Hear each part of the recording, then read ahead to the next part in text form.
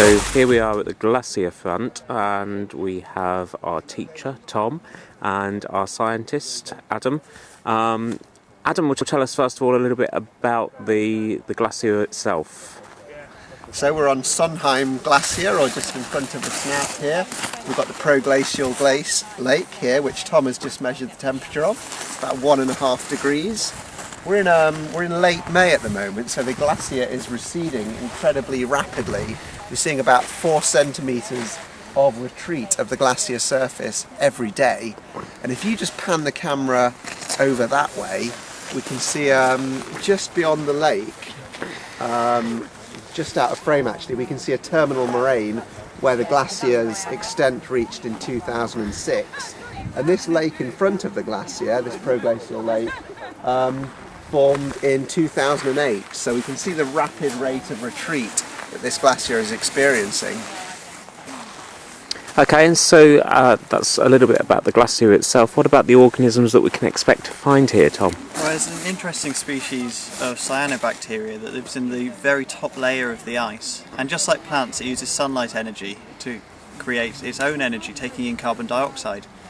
And this is quite important because the carbon dioxide is stored within the organism, and when they get buried by a new layer of snow, all of the carbon is locked in there. It's quite an important carbon sink, especially considering the rising levels of atmospheric carbon.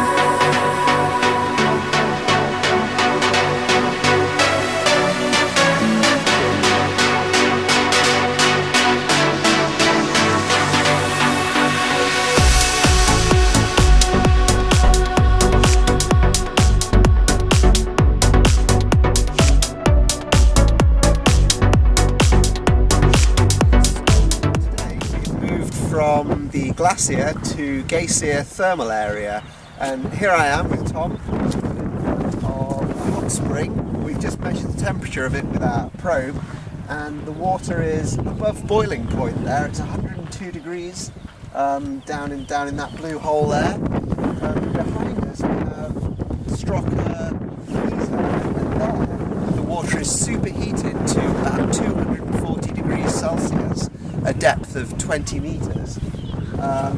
And as the pressure builds up periodically, every 5 minutes or so, we have an eruption of superheated water and steam up to about 20 metres in the air. Tom, would you like to say a bit about what organisms can survive in this kind of environment? Yeah, within these systems, between the temperatures of about 60 degrees and 102, which we've just measured, we find some thermophilic bacteria and algae, which possess enzymes which are able to work way above the normal denaturation of normal enzymes. This means they can take a much higher heat before they start to denature. So we're just a few hundred metres down the road from Glacier thermal area, and these are the runoff pipes from up there. So I'm going to take the temperature of the runoff from Glacier. So this pipe here is it's incredibly hot. We've got a temperature of 97.1 degrees Celsius. And from this drain here,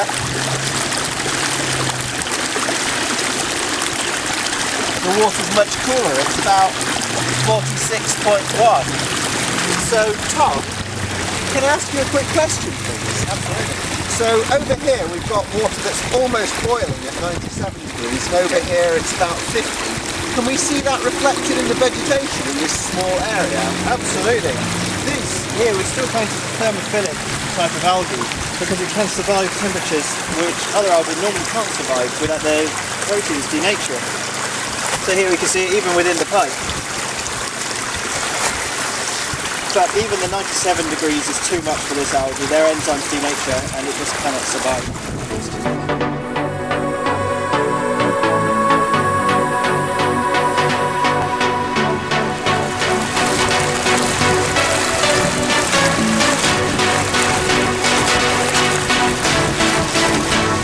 Here we are at another geothermal hot spring.